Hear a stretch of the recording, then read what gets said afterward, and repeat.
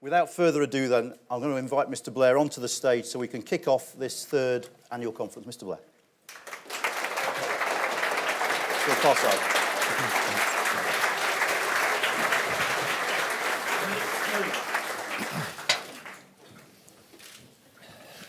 No one left after I spoke, did they? Yes.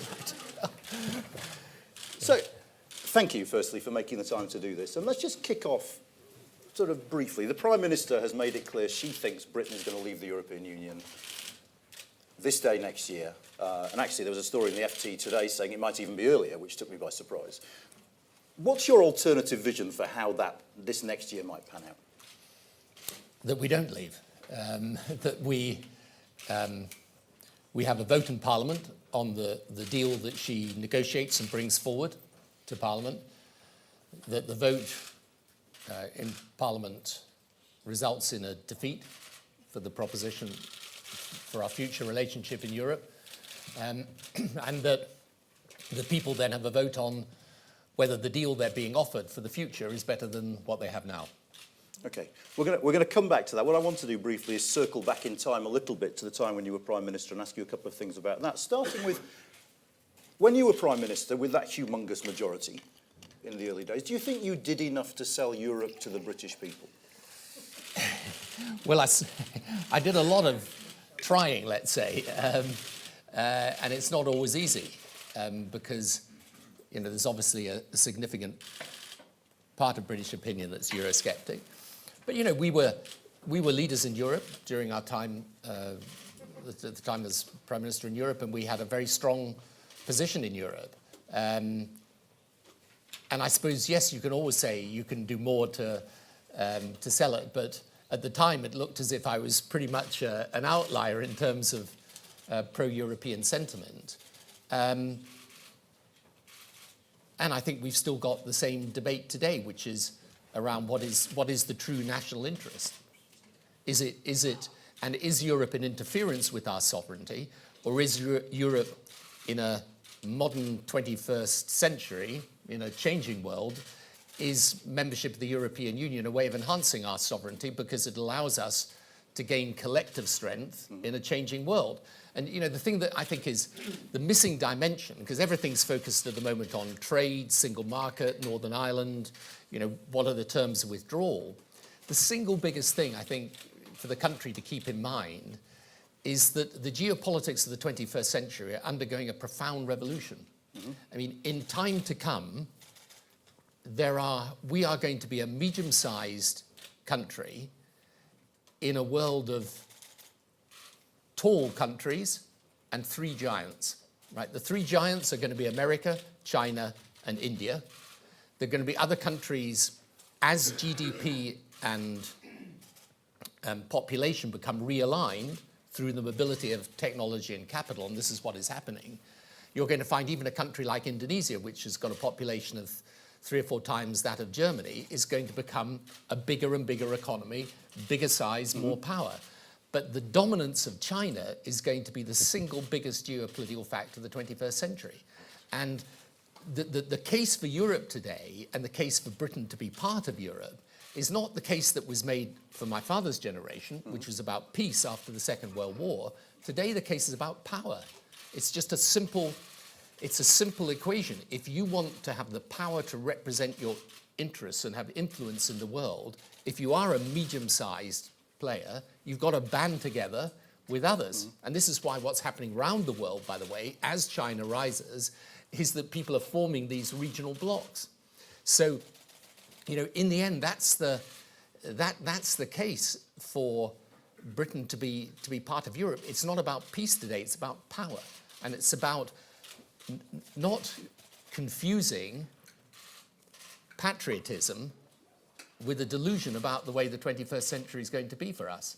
So we can be a really powerful, important global player, but not without alliances. And to give up this huge alliance right on our doorstep, to which we're joined physically by the Channel Tunnel, geographically, historically, culturally, to absent ourselves from the biggest of our markets and the largest political union in the world is an extraordinary, self-defeating act if you want this country to remain strong. And one of the things I find most bizarre when you really dig down and you try and ask the people who are want Britain to leave Europe, when you actually ask them, what is it that you want? I mean, if you want to be global Britain, which is what Theresa May says, and I heard Liam Fox say the same this morning, how do you start by being global Britain, by withdrawing from the biggest global alliance in trade right on your doorstep? It's an extraordinary thing to contemplate, in my view. Anyway, so that's why I think this argument isn't done until it's done, and then let's see what happens in the next year. But isn't one of the reasons why people want to withdraw from global trade, insofar as they do, precisely because successive governments, including your own, have accepted free movement, which in some parts of the country is very, very unpopular. And I notice your own institute today has come out with a list of ways in which you could limit this. Do you regret not doing that, is probably the first question. And secondly, the gains of globalisation weren't fairly enough divided out. So the theoretical argument that trade is good in the aggregate didn't cut through to the people who weren't feeling the benefit. Right, I mean, let me just come back to the immigration thing in a moment, but here's what I find really curious. I completely understand that argument. So if Theresa May was going to kick off her tour today and say, you know what, globalisation, I think it's got many problems and we're not so much in favour of it, really. And therefore we're going to have to restrict a lot of the free trade. But she's not. She's saying precisely the opposite. She's saying, no, we want Britain out of Europe. We want it to become this great global trading nation. That's what's weird. So I understand the argument. I don't agree with it, that globalization is a destructive force, that it's gone too far, it's got to be controlled. But that's not the argument they're making. They're actually and this is, by the way, where the real disillusion's going to come with Brexit, because the base support that voted leave is anti-globalization, right? And it's particularly anti-immigration. So if you end up getting out of Europe and then pursuing these great free trade agreements, I mean, leave aside the workability of all that. But let's supposing you do with America and China and India, and I mean, what do we think the Chinese and the Indians are going to say? Sure, just come into our markets. No, they're going to be driving a very hard deal to get into our markets. So, if you want globalization, okay, fine, but it's a strange thing to start by getting out of Europe. But if you're trying to obey the will of the people in that sense, I would agree with you. I would say a large part of that sentiment on leave was anti-globalization. Now, just to deal with 2004 and migration, because there's a lot of misunderstanding about this. I mean, look, the politics of 2018, frankly, aren't the politics of 2004. And, you're in a completely different context today. But it's just worth pointing out in 2004, those countries came in from Eastern Europe and joined the European Union. And by the way, given what is happening with Russia today, thank goodness we did enlarge the European Union and brought those countries in. We would be in a much less secure position in Europe today if we hadn't. But the moment they joined, and this is the misunderstanding, they had freedom of movement. There was no transition for freedom of movement. What countries were able to do is impose transitional controls on the freedom to work. But the risk was our economy at the time was very, very strong. We actually, frankly, had a requirement for European migrant labour. Germany did introduce transitional controls. They still got large numbers of people coming, and a lot of them then ended up working anyway without the proper permissions. So, you can debate this, but in any event, the transition would have come to an end in 2011, and, frankly, we are where we are with it. The interesting thing is that if you wanted to prioritize controlling immigration over freedom of movement, then even within the existing freedom of movement principle of the European Union, you could make big changes if you wanted to. I mean, the fact is governments of both stripes didn't want to, because frankly, I think one of the things that's so sad about this situation is I actually think European migration has been on the whole a good thing for this country, not a bad thing.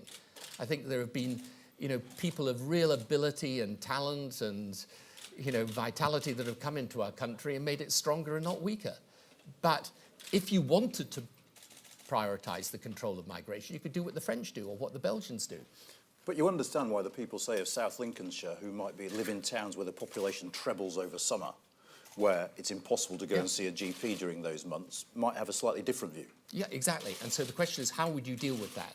And is there a way, this was the whole debate about emergency brakes and so on, which is something David Cameron didn't secure, but I think, frankly, if there was a negotiation that was part of Britain staying, then I think we probably could secure it. And we could be supporting within Europe, as President Macron has set out, for example, the Posted Workers Directive, which would prevent you undercutting local wages. And, you know, if you look at what, for example, the Belgians do, you come into Belgium as a European migrant. If within 2 months you've not found work and can't support yourself, they put you out again. So I'm not necessarily advocating any of this. I'm just saying, you know, if you want to deal with immigration, there are ways of dealing with it. But number one, we can deal with much European migration within the existing rules. And number two, if you want to deal with non-EU migration, which, by the way, I think is the bigger anxiety that people have, then, you know, the Institute report we published today sets out how you can have an entirely new system of migration. You can have electronic identity for people, you know, which is something you can do today with the technology, much, much easier than you could have 12 years ago when we were debating identity cards, and where actually most of Europe will move in that direction now. And that will allow you, for example, if you have electronic identity, it will allow you to say who's got a right to be here and who hasn't, which I think is the single biggest anxiety people have about immigration. I must say, I do look forward to David Davis having to introduce identity cards in order to control the new migration system they bring in. But yeah, I agree. But, you know, in that case, don't go on about immigration. What I worry about is these guys want to exploit the immigration issue and not actually deal with it. So let's go to the present. You talked about Parliament having a vote, this being a meaningful vote and Parliament being able to exercise its power. If Parliament gets a vote, and let's face it, it won't be on a trade deal, it'll be on a set of aspirations, because that's all we're going to get by the end of this year. How meaningful is that vote going to be? Because it'll be so close to the end of the Article 50 process anyway. Right, well, that's a really good question. But the premise of your question is the fear that I have and the thing we've got to avoid. On Monday, Theresa May said in the House of Commons that she gave a very important commitment. Very important commitment. She said there would be sufficient detail given about the new relationship with Europe, not just about the withdrawal agreement, but the new relationship, that the vote would be meaningful because it would not be vague or aspirational, but it would be definitive. Now, I think that is the critical question. And I think Parliament, first of all, has got a responsibility to hold her to that. And so we should know what the New Deal actually looks like. And then secondly, then you'll have a vote on it. Now, you know, the fact is, and look, she may be able to square the circle and resolve what I call the dilemma with the capital D. What's the dilemma? The dilemma is, and this is where Northern Ireland is a metaphor for the whole negotiation. Right? The dilemma is this. If you want frictionless trade, you're going to have to align yourself with European rules. If you align yourself with European rules, then either in several sectors or in the whole of your trade, then the country's going to say, well, what's the point of leaving? I mean, we've just become rule takers and not rule makers. If, on the other hand, you say, I want freedom to diverge so that your rules are different from those of Europe, then you're going to have real friction in the trade. That is the dilemma. Now, what the Prime Minister, David Davis, Liam Fox, and all these people have set up to now is that they can resolve that dilemma. But if you look carefully at what they say is, yes, we want, as near as damn it, the trade we have now, but with the freedom to diverge from Europe's rules. That is merely to express the dilemma. It's not to resolve it. It's as you say, it's a vague aspiration. The fact is, that's what we now know in the you know, this is now known as cakeism, right? This is, you know, you can have your cake and eat it. Europe's not going to agree this. Okay, so at some point in the next few months, maybe around June, maybe it won't be till October, at some point it's going to become clear that cakeism isn't on the agenda, it's not on the menu, right? And at that point, that's when the thing gets really difficult, and that's the thing that changes the whole nature of the debate. Because if you resolve the dilemma in favour of staying close to Europe, you're going to disappoint the Brexit people. If you go to the other side and end up with a clean break, so that you end up with a Canada-style free trade agreement with whatever plus you can get in it, but I think, frankly, it's going to be limited, then, frankly, you're going to do significant economic damage, and business is going to be saying that. So that the government strategy up to now has been not to resolve that dilemma by kicking it down the road. But at a certain point, if she means what she says about you will have sufficient detail to know the new relationship, then they're going to have to resolve it. And the moment that happens, that's the missing fact from the debate. The moment that happens, you're able to see what Brexit really means. Because there are different versions of Brexit, as we know. Okay, so moving from the substance of putative sort of political agreement on trade, and I have to say my ambition for the second half of the Article 50 process is we move away from food analogies and find different ones. But onto the politics of this. Why in the world would Conservative MPs, however attached they are to the European Union, vote in such a way as to make a Corbyn government more likely? Well, I think if they go through, leave aside the wisdom or otherwise of a Corbyn government for the moment. I wasn't trying to draw you on that. No, exactly, and I let's say I won't be drawn on that today, at least. So I think this is a very good question. I think the Conservatives have got to understand that if they drive through this Brexit deal, that is going to be the gateway to a Corbyn government, because in my view, Brexit will then be 100% owned by the Tories. Right? It's a 100% fully owned project of the Tories. I don't believe that Labour will vote for the Tory deal on Brexit. And it will allow Labour to say, well, we'd have got you a better deal, and these guys didn't get the right deal, and so on. And by the time you get to 2022, you'll be out of the European Union. People will then, I've got a feeling the 17 million who voted to leave are going to be short on gratitude, and the 60 million who voted to remain are going to be long on memory. Well, let me challenge you on that, though. And isn't it more immediate than that? So imagine the scenario. You're a Conservative backbencher. You go into the lobbies on the day that whatever the Prime Minister has is being voted on. It seems to me that there is no way the Prime Minister can survive losing that vote. I mean, she staked her reputation on doing Brexit. If Parliament votes that deal down, I don't see how she remains. But just bear with me. Let's assume she resigns. Then if you're a moderate Tory Remainer, you're thinking, if I vote this down, my choice is essentially going to be Jacob Rees-Mogg or Jeremy Corbyn, because we're going to get a new leader in the Conservative Party, because there's going to be a leadership election. And if worse comes to worse, there'll be an election and we'll lose it. Why would you go there? Right, so here's the thing, which I think is important just to work through. So if you're a Tory MP, let's say you get the deal, and let's say you actually don't think it's that good a deal, right? And it's not a good deal either because what's the point of leaving, because we're still having to align with Europe, or it's not a good deal because it's actually going to do a lot of damage economically and business and industry, and people will be saying that. So if you're a Tory MP, you could say, I don't think this is a good deal. I'm not going to vote for this deal. If it's then defeated in the House of Commons, she doesn't need to resign, and there doesn't need to be an election. She can simply say, okay, I put the deal before Parliament, they rejected it. Now it's right that the people have the vote. They should have the final say. It's actually perfectly rational. It's to say the country took a decision to leave the European Union. The government was mandated to negotiate the deal. It's now negotiated the deal. Now let's decide whether we like the deal or not.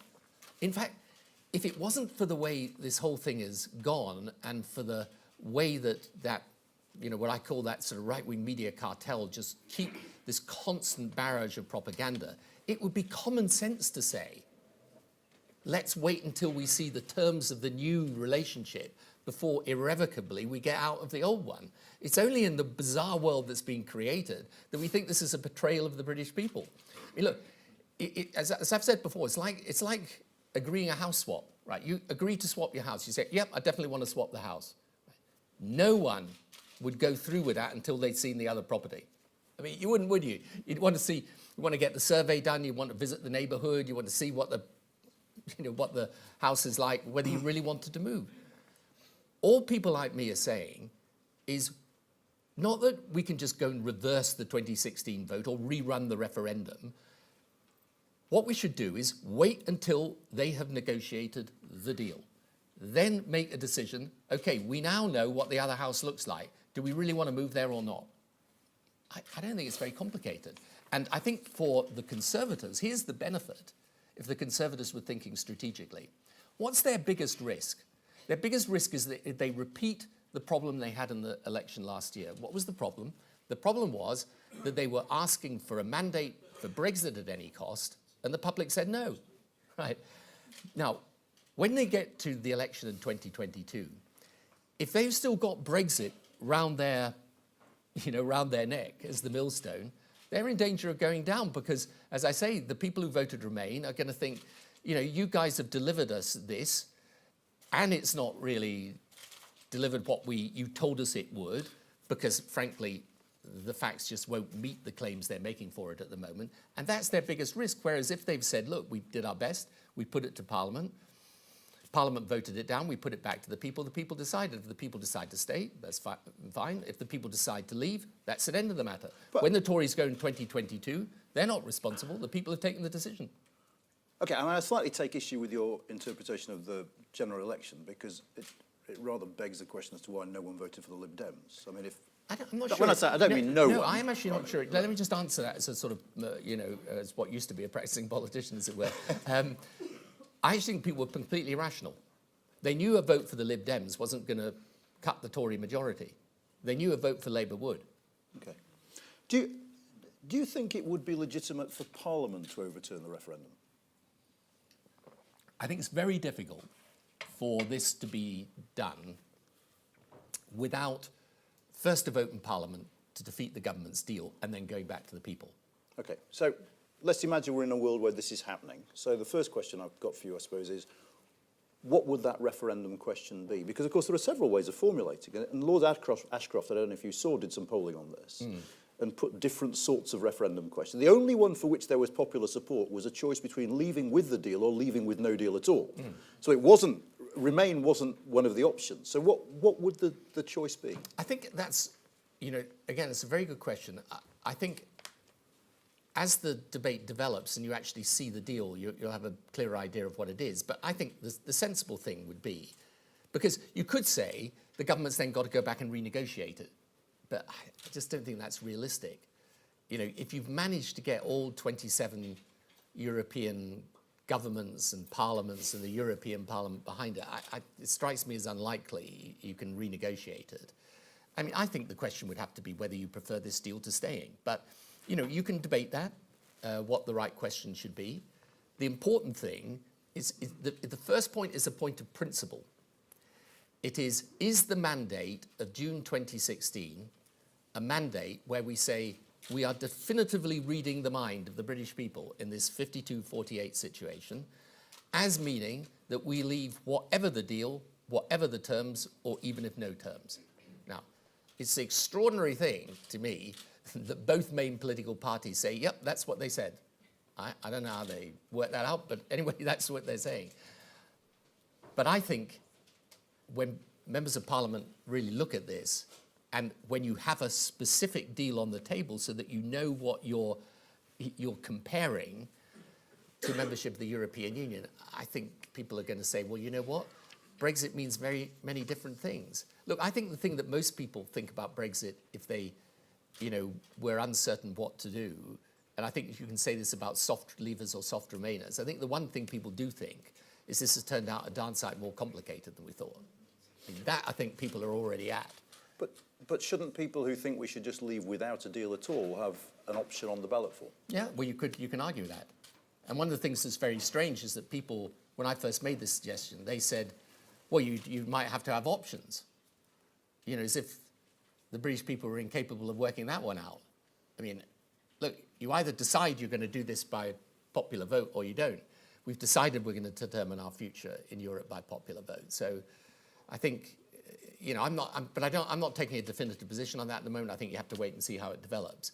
All I'm saying is that I think the two questions are, one, when the deal comes before Parliament, what is Parliament going to do? And secondly, I don't think if the government's defeated, it has to have an election.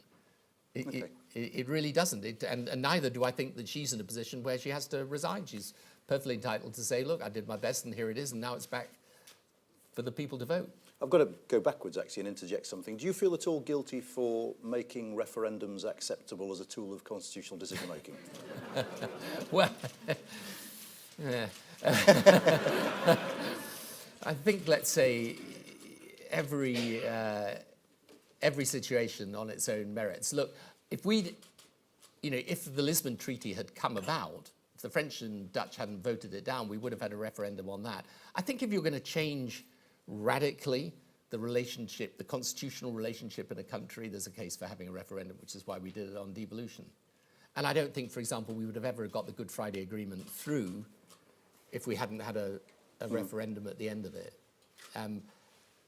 But would I have held a referendum on European Union membership, sort of not apropos of a proposition from Europe, but just generally? No. I think I was the one person in the 2015 election who made a speech about Europe, which shows you in this strange way. I mean, it's very odd to think, if you look back in the 2015 election, Europe basically didn't really feature, not much.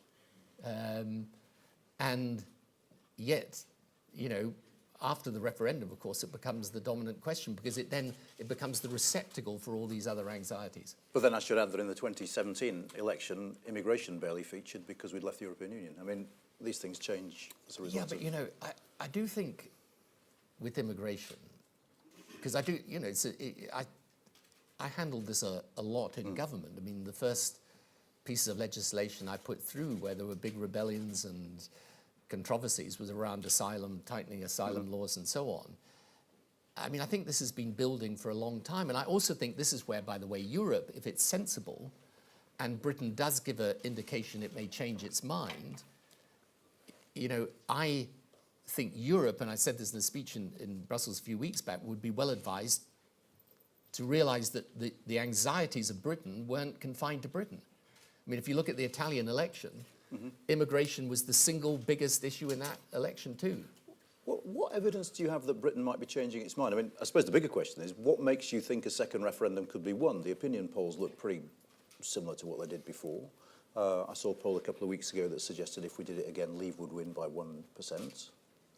Why do you think people would change? I don't. For me to argue that we should have a final vote on the deal, it's not necessary for me to argue we have to win.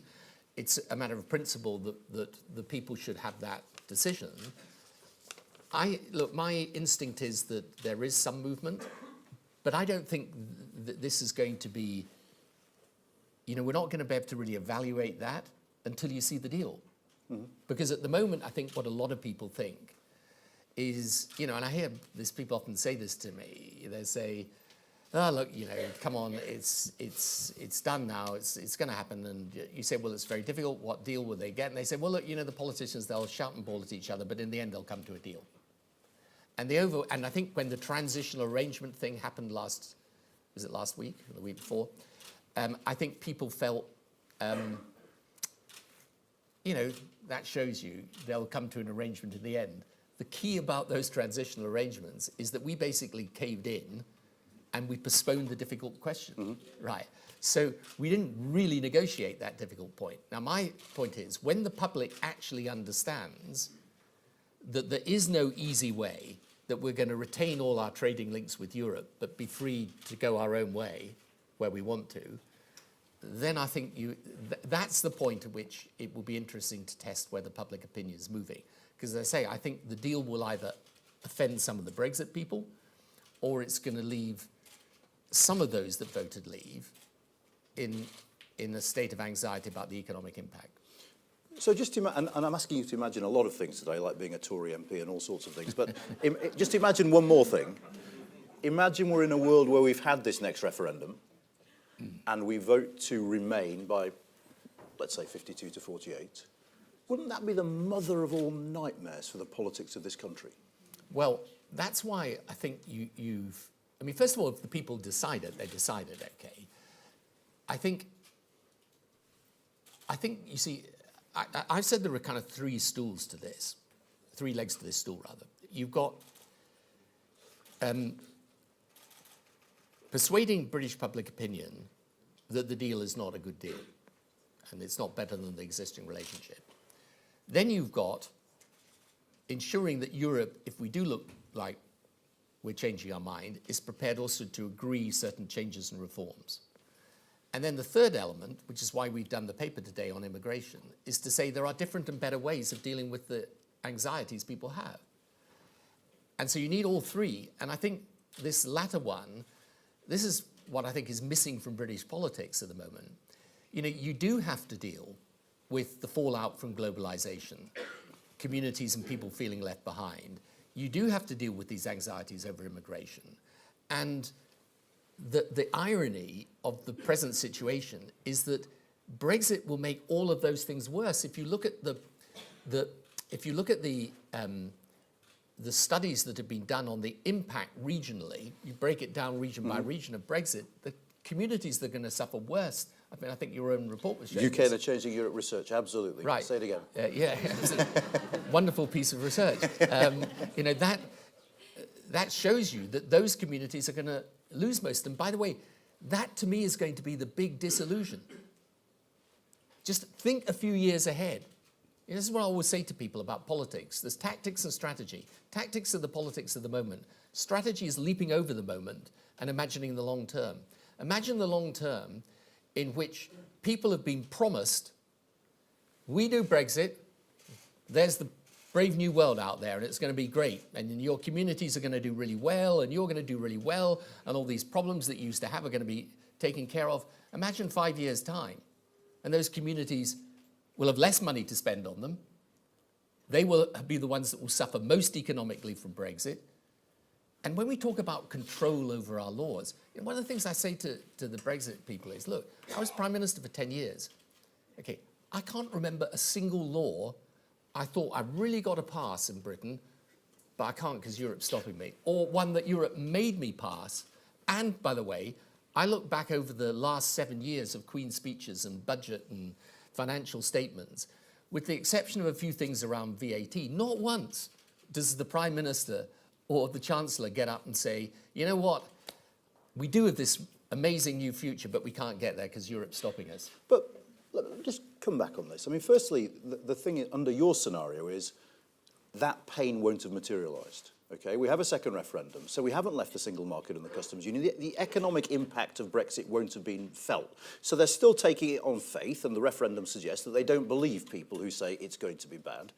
Won't the British electorate, those who voted leave, just feel betrayed? And, you know, with all due respect, if a combination of you, George Osborne and Nick Clegg, stand up and say, look, we understand now that there were grievances, we'll fix them in the future, honest. Yeah, but you know, I mean, first of all, just to go back a bit into my government, we actually did put a huge amount of investment into these communities. And, you know, the history of that shouldn't be rewritten on the left any more than the history of it on immigration should be rewritten I agree, from absolutely. the right.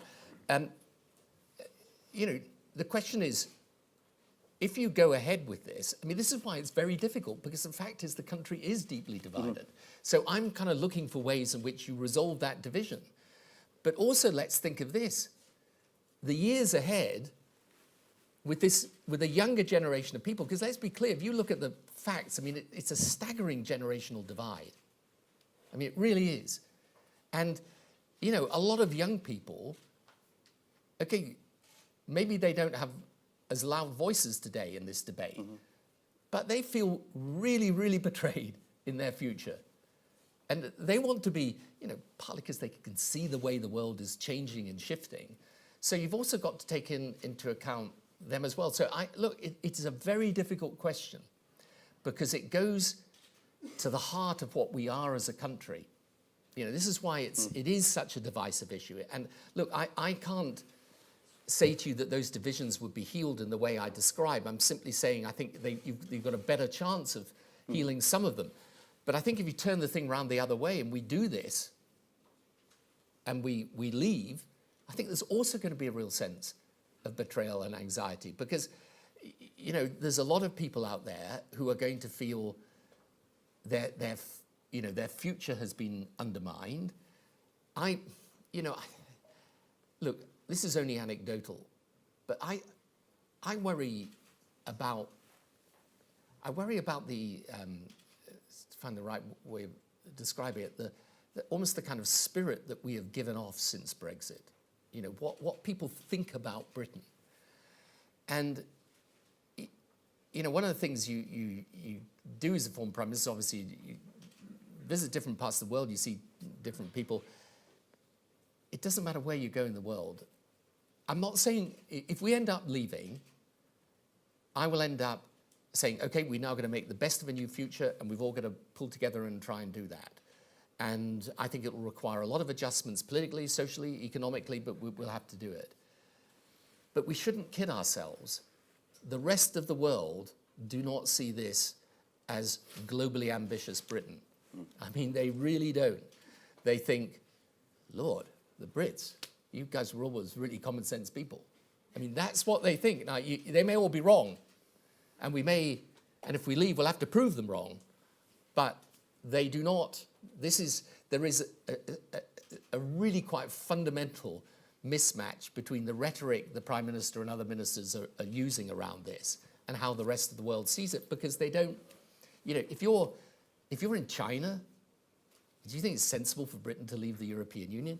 If you're the US, okay, leave aside. But the fact of the matter is, and this is one of the other reasons why, you talk to most American opinion formers and policymakers, they recognize that Britain inside Europe is a great, pillar of strength in the transatlantic alliance. You pull Britain out of Europe, inevitably you're going to have less influence with European countries, and therefore that transatlantic alliance is weakened. So wherever you go in the world, I mean, this is the problem that we're going to face, and I think. So what I'm really saying is, it's such a momentous decision. Let's reconsider when we see the deal. If we go ahead and we leave, as I say, then for me that's over. I mean, you'll hear, no more about changing the decision. If you get past March 2019 and we leave, we're going to have to make the best of a new future. But we shouldn't take that decision irrevocably until we know what we're getting. Much to my horror, we've reached the end of our time. Can I just say a couple of things to the audience before? We've got two keynotes today, and for both of them, if you could just keep your seats afterwards, because we're going to go straight through to the next panel when we've finished. I should also make it clear, Mr. Blair was very keen to take questions from the audience, and I said he couldn't. But partly because of all the faffing around with roving mics, which is just annoying, and partly because I've wanted to do this for ages, and I've got about 10 pages of questions I haven't asked, so it's kind of self-indulgent on my part. It remains for me simply to say, Mr. Blair, thank you so much for taking the time to do this. It's been really, really interesting, and I've enjoyed it tremendously. It's a pleasure. Thank you. Thank you.